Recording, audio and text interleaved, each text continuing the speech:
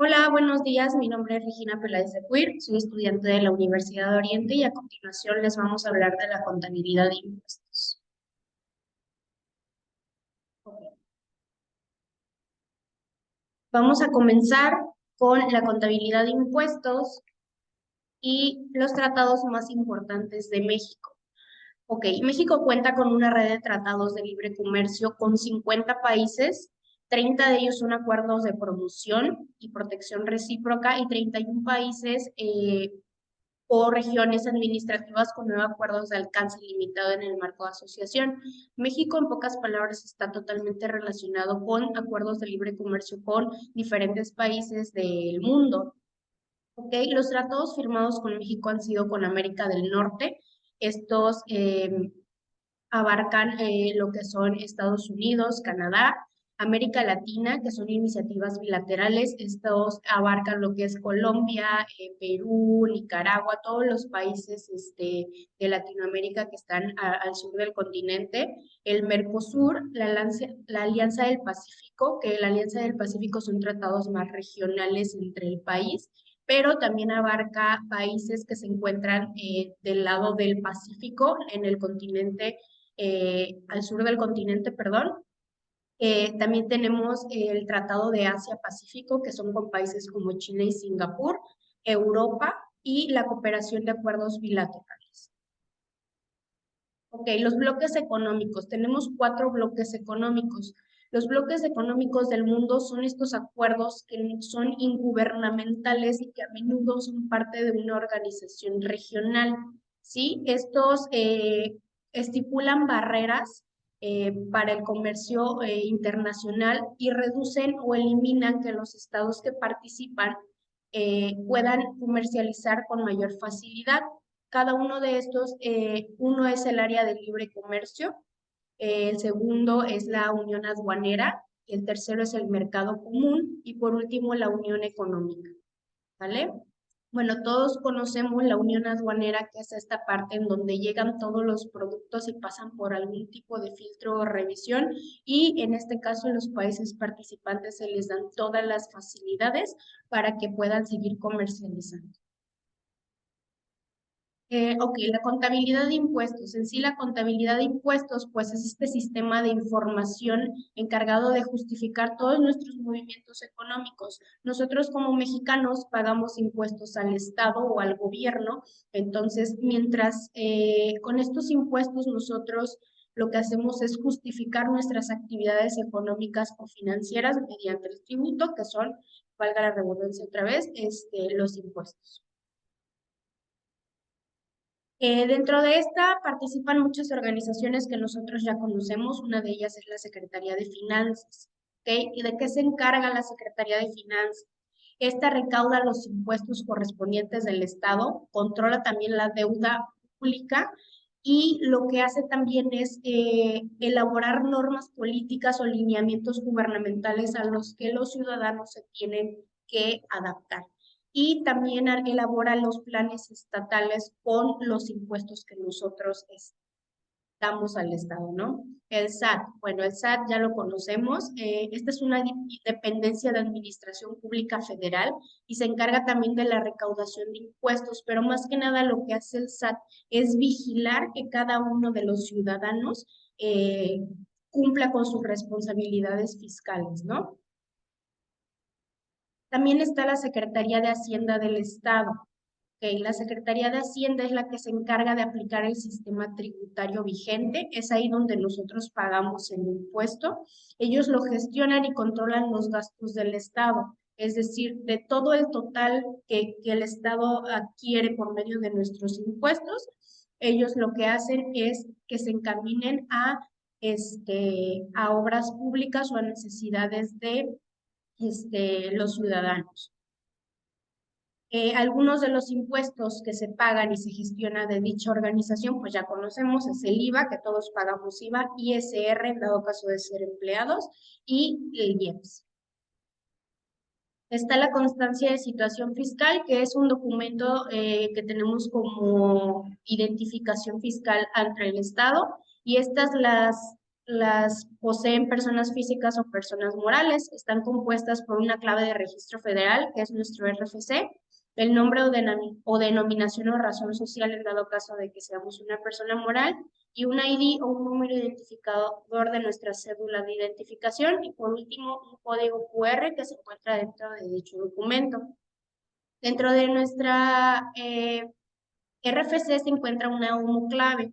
Todos sabemos que el RFC está compuesto por iniciales de nuestros apellidos y fechas de nacimiento.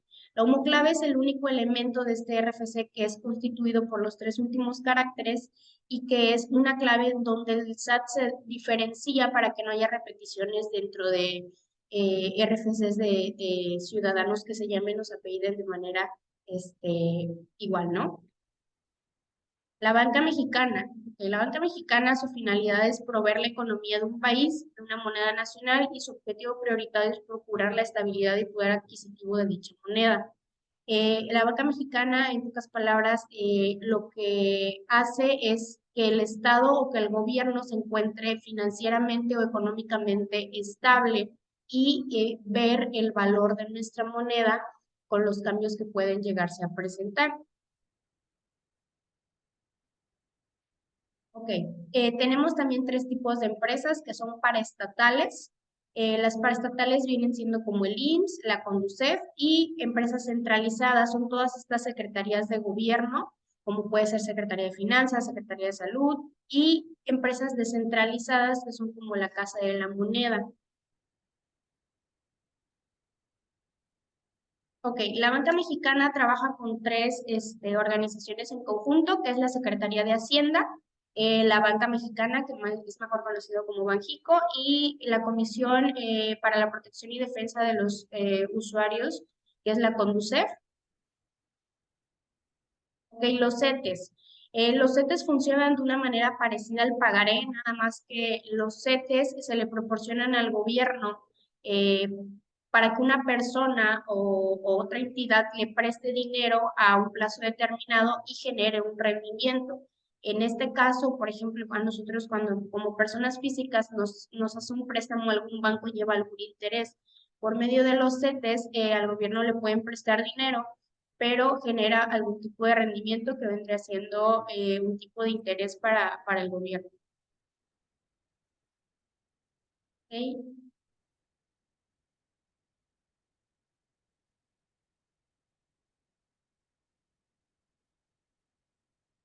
A continuación vamos a ver lo que son las crisis económicas. Algunas de las tantas crisis económicas fueron la Gran Depresión.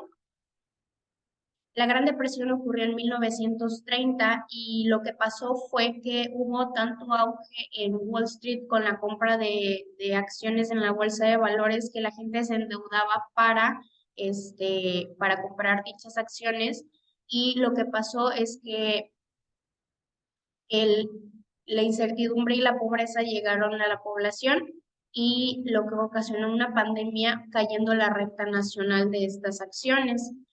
Algunas de las causas fueron este auge de especulación financiera que era conseguir dinero a muy corto plazo, fue el crack de 1929 y la sobreproducción y exceso de oferta, ¿vale?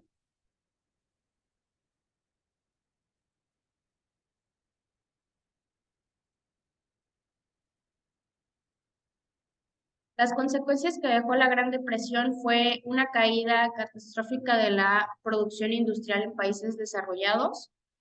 Países productores de materias primas perdieron ingresos y también hubo una disminución de disponibilidad de préstamos a nivel mundial, siendo que la bolsa de valores era quien más a quien más recurrían las personas para obtener dinero a corto plazo.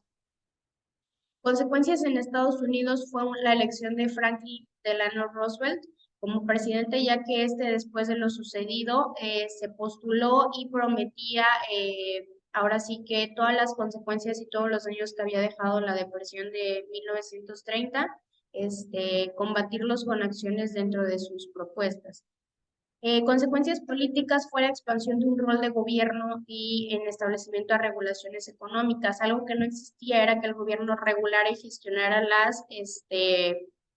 las actividades económicas de un país, ¿no?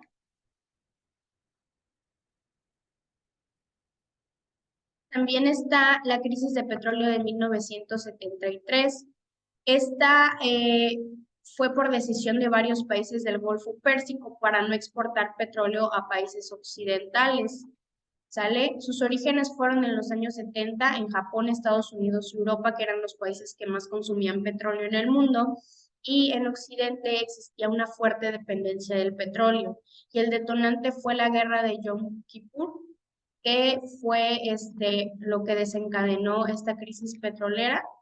Y las consecuencias de esta fueron que el precio del petróleo se disparó, el barril aumentó un 2.90 dólares y llegó a los 11.90 dólares cada barril. Antes del aumento desorbitado de estos precios, había problemas de suministro por muchos países que optaron por reducir la dependencia del crudo, que es lo que conocemos que se comercializa el petróleo, y apostaron por otras fuentes de energía. También esto provocó un aumento en la inflación en muchos países que eran muy dependientes del petróleo para su desarrollo, y en este periodo económico fue marcada una elevada inflación en la economía y la economía ocasionó un estanco. También está la crisis de las deudas de 1980, que fue una crisis financiera que se desarrolló cuando países latinoamericanos alcanzaron un punto donde su deuda externa excedió su poder adquisitivo. Todos los países deben de ser gestionados a modo de que si tienen deudas, esas deudas no rebasen el poder adquisitivo que tú tienes como país. Entonces, como no hubo este tipo de control, ocasionó la crisis de deuda. ¿Por qué? Porque la deuda que estos países tenían ya sobrepasaba el poder adquisitivo que tenían como nación. Y la crisis asiática, que este fue un problema de una devaluación de moneda tailandesa, y el efecto se predominó a Malasia, Indonesia y Filipinas, a lo que repercutió también en países como Taiwán, Hong Kong y Corea del Sur. La causa de esta fue que muchos economistas creían que la crisis asiática era creada por no ser psicológica o tecnológica en el mercado, sino por políticas que distorsionaban incentivos. Las grandes cantidades resultantes de crédito que estuvieron disponibles generaron un clima económico de gran apalancamiento y presionó los precios de activos en la alza hasta un nivel insostenible. Es decir, estos precios empezaron a dispararse a modo de que las personas ya no podían adquirirlos. Y los efectos que ocasionó esta crisis en Asia, en América Latina, fueron eh, que América Latina ocasionó el desplome de mercados bursátiles, o sea, ocasionó una alza de monedas en la región y el deterioro de términos del intercambio, perdón, con el exterior y contracción de comercio internacional.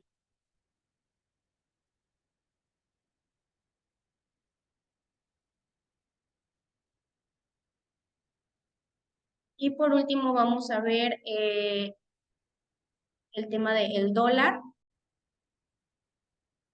Ok, el dólar. Todos tenemos esta duda de la diferencia del precio del dólar a la compra y a la venta, porque no es un precio igual para ambas actividades, ¿no? Esta diferencia se llama spread, que es la función de establecer un margen, ya sea de muy poquito, de acuerdo a la alza del dólar, o sea, una cantidad mayor, que tiene la función de que el mercado establezca precios sin manipularlos y que instituciones bancarias puedan obtener un beneficio propio. Ok, el spread lo que incluye son los costos de las transacciones internacionales y un pequeño ingreso para los bancos o casas de cambio para realizar este tipo de gestiones. Por ejemplo, a la compra de dólares estás causando que una entidad o un banco, sea lo que sea, te compre tus dólares y te pague por ellos, ¿sí? Y cuando se dice que es a la venta, es cuando una entidad financiera o el banco te va a vender sus dólares. Ejemplo, si tú vas a ir a Estados Unidos y necesitas dólares, lo que vas es que vas al banco y el banco te vende los dólares a un precio, en cambio,